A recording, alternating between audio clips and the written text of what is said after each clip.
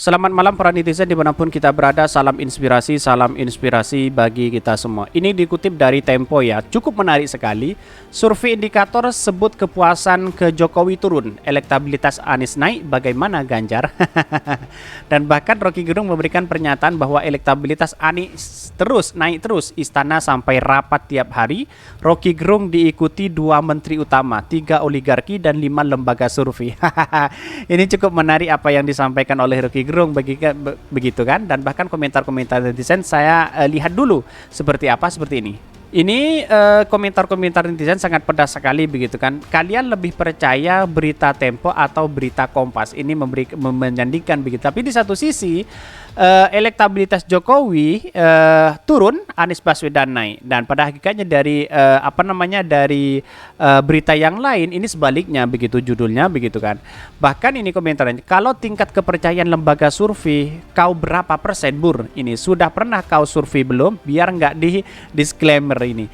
Bagi saya sekarang Tempe itu adalah media sampah ini. Integritasnya sudah melorot tajam dan harapan bisa bertahan hidup. Ya wajar, karena di satu sisi juga memainkan peran seperti itu begitu. Kepentingan orang lain itu beda begitu kan. Hehe, Tempo gitu loh. Nanti di copy paste nih. Dulu ketika anak saya jadi wartawan sebuah grup media, dipesan CEO-nya hanya memuat berita negatif Jokowi, maka dicari sudut pandang negatif kata siapa begitu kan.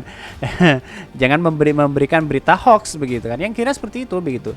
Yang benar Tempo dong ya, media ini. Yang benar Tempo dong ya, media double ketularan Gelora News. Jadi Pekok corongannya mantan gubernur. Kok marah-marah seperti ini begitu kalau berita seperti ini ya? Janganlah, yang harus kita hormati begitu kan. Ini menunjukkan bahwa seolah-olah koran Tempo, berita Tempo dianggap buzzer Yohanes begitu. Saking paniknya istana hari ini, saking paniknya teman-teman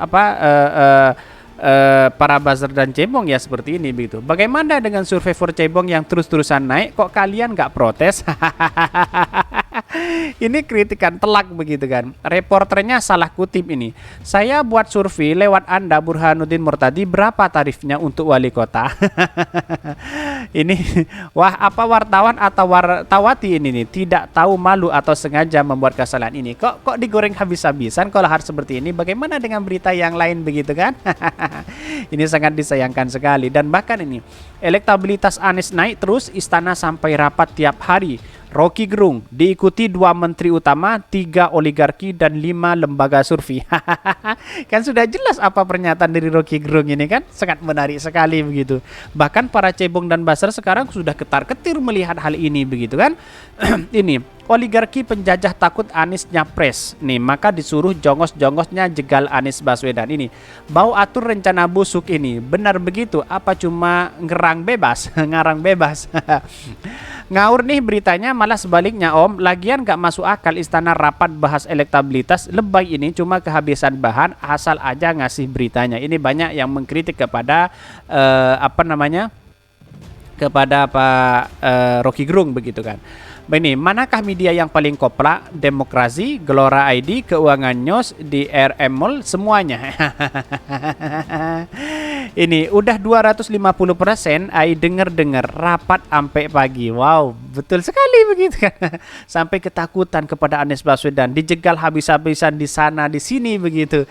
Ini menganggap bahwa apa sebenarnya permainan dari demokrasi ini di 2024 sebenarnya? Apakah kepentingan besar? Apakah hanya kemenangan saja atau hanya dibuat sebagai apa begitu? Setelah menang semua, ada yang kalah, ada yang menang, dan yang kalah masuk ke yang menang, dan menang masuk ke yang kalah. Apakah seperti itu kita demokrasi begitu kan? Kalau seperti ini terus-menerus ya hancur negara kita. Apalagi yang berpecah belah ini kadang-kadang survei-survei seperti ini begitu kan. Dalam artian bahwa apa? Kalau surveinya bisa dibayar, ya mengapa tidak begitu kan? Orang-orang pasti melakukan itu begitu. Ini sangat disayangkan sekali survei-survei seperti ini begitu. Dan bahkan beritanya seperti ini. Ini beritanya, survei indikator sebut kepuasan ke Jokowi turun, elektabilitas Anies naik, bagaimana Ganjar? Tetapi kemarin judulnya juga sebaliknya begitu. Bahkan ini banyak sekali yang kritikannya begitu kan, dan bahkan yang ditulis oleh Pak Tempo ini.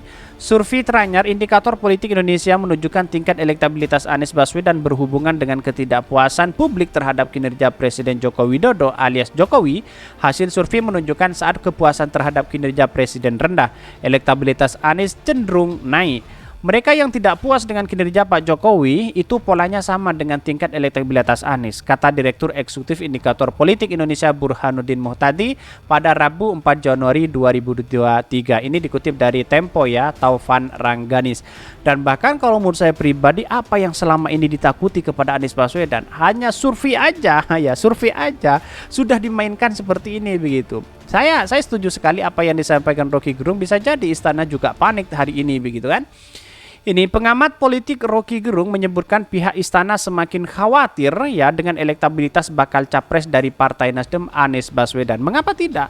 Karena selama ini Anies Baswedan itu menjadi magnet luar biasa begitu kan. Elektabilitasnya juga tinggi, popularitasnya juga tinggi, dan bahkan prestasinya juga luar biasa dibandingkan kepala-kepala daerah yang elektabilitasnya tinggi begitu kan. Ini kan kalau dalam teori memang oke lah Anies Baswedan kalah begitu kan dalam survei itu. Tetapi secara real atau real di lapangan itu menunjukkan bahwa Anies Baswedan sangat luar biasa sekali begitu kan.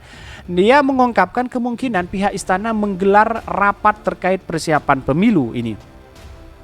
Kira-kira begitu, kita bisa bayangkan di istana itu setiap jam 4 sampai maghrib itu ada rapat di antara 2 menteri utama, 3 oligarki dan 5 lembaga survei, kata Rocky Gerung dalam kanal YouTube-nya. Bahkan dalam rapat itu kata dia dibahas elektabilitasnya bakal capres dari Partai Nasdem Anies Baswedan, Gubernur Jawa Tengah Ganjar Pranowo dan minat investor. Saya bayangkan begitu saja itu ada ruang di situ, rapatlah mereka untuk mengukur 3 hal. Pertama elektabilitas Anies, kedua elektabilitas Ganjar, dan ketiga minat investor asing, ungkapnya. Dari ketiga hal yang diukur itu kata dia membuat istana frustasi karena elektabilitas Anies terus meningkat. Ini kan sangat menarik. Bahkan kalau Cebong dan Basar mendengarkan ini malah dianggap berita yang bohong begitu kan. Padahal ya mungkin Rocky Gerung banyak sinyal, banyak tahu terhadap situasi hari ini begitu kan. Ya diungkapkanlah ke publik begitu, dan pada akhirnya publik akan mengetahui siapa mereka begitu kan. Kalau dari pengamatan hari ini bahwa Anies Baswedan di pencegalan kemana-mana atau di berbagai hal yang dimainkan, ya bisa jadi seperti itu begitu kan. Bahkan pesanan-pesanan itu yang tidak elok bagi kita begitu kan. Bahkan ini dari ketiga hal yang diukur itu kata dia membuat istana frustasi karena elektabilitas Anies terus meningkat. 3 yang diukur dan ketiganya menunjukkan bahwa hasilnya bikin frustasi. Jadi itu yang dievaluasi tiap hari di istana. Itu elektabilitas Anies naik terus elektabilitasnya. Ganjar turun terus, dan minat investor justru drop sama sekali ini. Hal ini kata dia membuat istana frustasi, akhirnya mencoba untuk mewacanakan penundaan pemilu hingga mengiring kasus Formula E di KPK. Dan bahkan banyak sekali yang mengkritik mereka dan mentweet mereka terhadap hal-hal seperti ini begitu. Ini sangat disayangkan sekali begitu kan. Kenapa Anies Baswedan ditakuti? Ya mungkin seperti ini jadinya begitu. Kalau ditakuti karena memang Anies Baswedan tidak bisa didekati bagi orang-orang atau oligarki yang memainkan peran atau kepentingan-kepentingan terselubung di sini begitu. Dan seolah-olah Pak Jokowi harus memainkan peran di sini agar Pak Jokowi juga tetap berkuasa walaupun dia lengser dari jabatannya begitu kan. Ya kalau ingin lengser ya seperti itu begitu kan. Jadi artinya apa? Artinya bahwa kalau lengser nanti biar tetap berkuasa atau bisa melanjutkan kinerja Pak Jokowi, ya mungkin ya seharusnya Pak Jokowi harus melakukan itu begitu. Tapi di satu sisi sebagai presiden ya harus independen begitu, harus kepona mengayomi karena yang dibangun ini adalah bangsa kita bersama-sama begitu kan.